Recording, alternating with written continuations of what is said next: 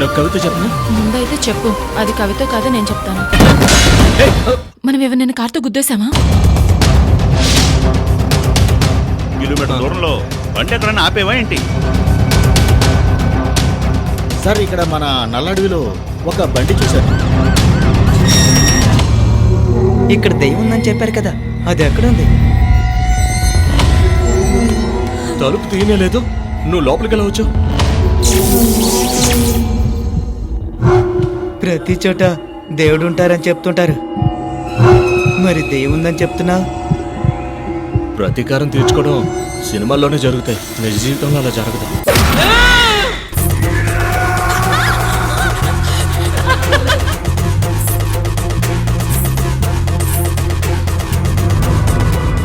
వేరే ఎవరొచ్చి ఉంటారంటావు? నేనే సార్ని పిలిచాను. తప్పించుకుని పారిపోదాం అనుకుంటున్నారా? న్యాయం ప్రకారం చూస్తే మనస్సాక్షి లేని వీళ్ళిద్దరినీ మర్డర్ చేసేయాలి సార్.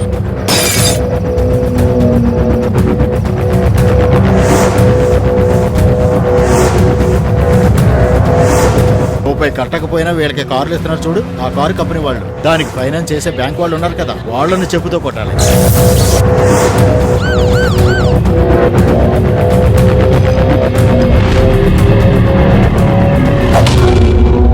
ఒక అమ్మాయి మీద ఒకడు కరుణ చూపించాడంటే తన మీద ఆశపడుతున్నాడని అర్థం.